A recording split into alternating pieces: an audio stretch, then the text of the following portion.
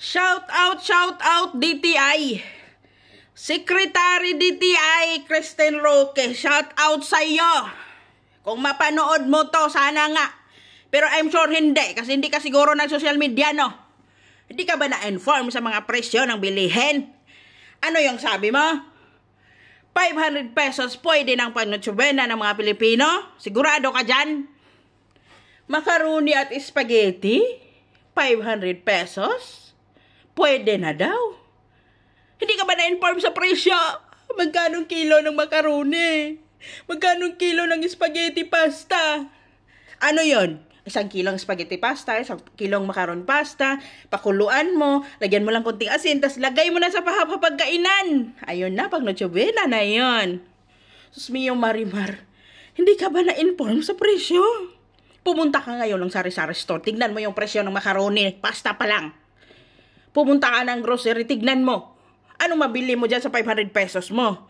O, pwede na yun ha. 1 kilong spaghetti pasta, 1 kilong macaroni pasta. Tapos para may kulay-kulay, instead na mga sauce yung ilagay mo, lagyan mong ketchup yung macaroni. Para magpula-pula na lang yun. Tapos yung spaghetti, lagyan mo na lang din ng ketchup. Yun lang, asin at ketchup lang. Pwede na siguro yun. Pwede namin gawin yun, pero ikaw ang kumain. 500 pesos? Ikaw, magawa mo yun sa sarili mo, 500 pesos? Diba? Noche buena, kahit nga lang simpleng macaroni at saka tinapay, hindi nakakasya yun. Alam nyo rin ba kung magkano presyo ng tinapay ngayon? Loaf bread, magkano? 80? 70? 60? Pinakamura yung hindi ganong sikat na bakery, 50. Pero maliit yun.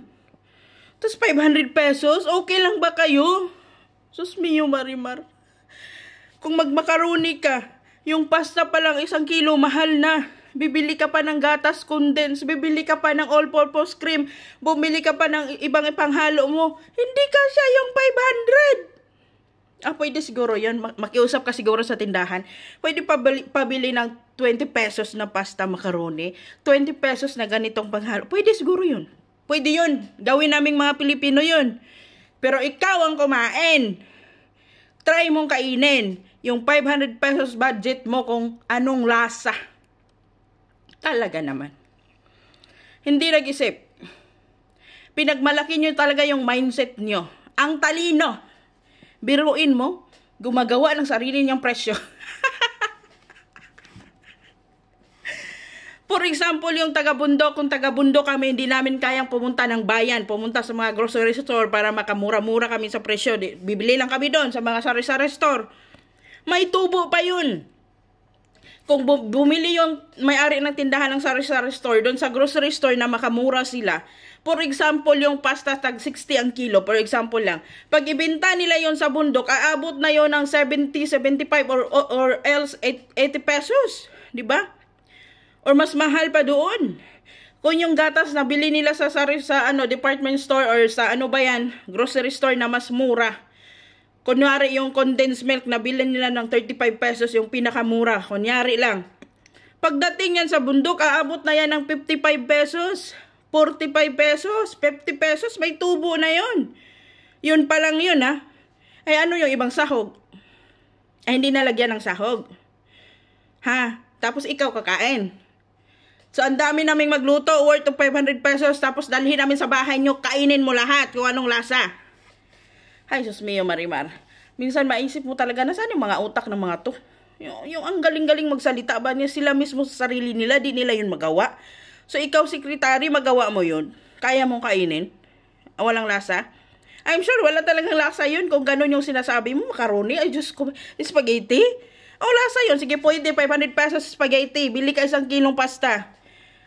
1 kilong pasta at saka isang ketchup na malaki, yun na lang, haluin mo. Wala na ibang sahog. 500 pesos lang budget mo eh. Ano yun? Spaghetti pasta with ketchup.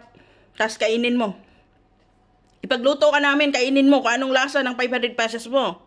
Diba? Hindi naman sa nagmamataas kaming mga Pilipino, no? Na gusto talaga namin yung mga malaki ang handa. Hindi naman kami ganun. Pero hindi kami bobo. Nagagawin mo 500 pesos lang, kaya na sa Noche Buena. Ganon. Sus mio Marimar. Magpansit ka nga lang ngayon kahit bihon. Mura lang naman yung bihon na ng pansit. Tapos sahog. Alanganin pa nga yung 500 pesos.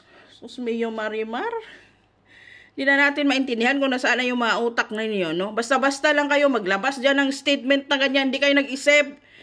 Kung totoo ba yan, subukan nyo muna sa pamamahay ninyo kung kaya nyo bang magluto ng worth of 500 pesos na spaghetti at saka macaroni. Kaya nyo? Hindi nyo kaya, di ba? Ang galing yung magbigay ng statement para sa mga Pilipino na kaya nila to, worth of 500 pesos, may pang Noche Buena na sila. Pero hindi nila magawa sa bahay nila yun. Hindi nyo magawa sa bahay nyo yung 500 pesos. Di ba? Yung kami na nga, mahihirap kami, nagtitipid pa kami ng mga sahog, kulangin pa yung 500 pesos. What more pa kayong mga mayayaman? Di ba? Ay, nako. Ay, ang gulo nyo talaga. Sana bago kayo magbigay ng mga ganyang statement, pinag-isipan nyo muna. Nagkwenta mo na kayo sa mga presyo ng bilihin. Ilista nyo. Or else, maghawa kayo ng 500 pesos, pumunta kayo sa tindahan kung anong mabibili ninyo ng 500 pesos. Nakakaluka kayo.